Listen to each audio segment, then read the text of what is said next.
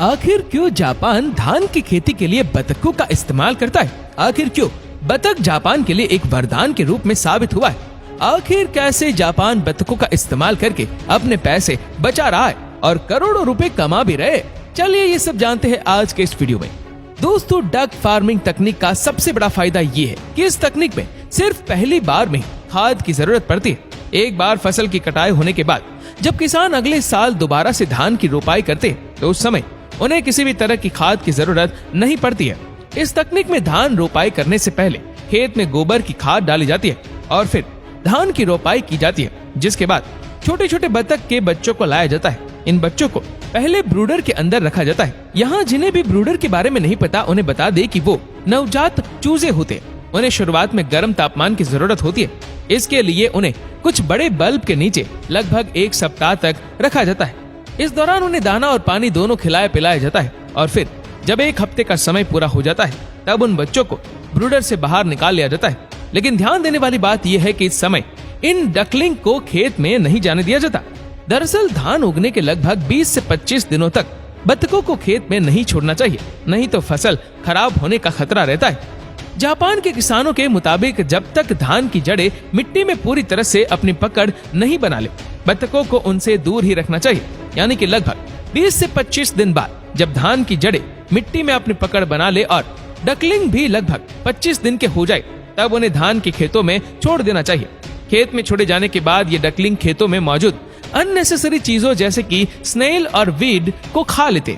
इसके साथ ही जब खेतों में इन बतखों को छोड़ा जाता है तो ये जगह जगह बीट करते हैं। खेतों में चारों ओर फैले इनके बीट एक जैविक खाद की तरह काम करते हैं। इससे मिट्टी भी उपजाऊ बनती है। और दोस्तों, इस तरह से जापान के इन किसानों को धान की खेती करते समय किसी भी तरह के रासायनिक खाद, पेस्टिसाइड्स या हर्बिसाइड का इस्तेमाल करना नहीं पड़ता है। इससे उनके पैसों की भी बचत होती है, क्योंकि एक डकलिंग मार्केट में लगभग 50 रुपए में मिल जाता है और इस तरह से 100 डकलिंग की कीमत 5000 होती है। लेकिन अगर इनकी जगह खाद का इस्तेमाल किया जाए तो उसमें अधिक खर्चा आ सकता है। यहाँ जानने वाली बात ये भी है कि जैसे जैसे धान का पौधा बड़ा होगा ये डकलिंग भी बड़े होंगे और रोपाई के लगभग 4 महीने बाद धान और डकलिंग दोनों अपना पूर्ण विकास कर लेंगे, जिसके बाद धान की कटाई होती है। अब इस धान को फैक्ट्री में लाया जाता है जहाँ इनकी मिलिंग और पैकिंग का काम होता है और इस तरह से ऑर्गेनिक राइस लोगों तक पहुँचती है।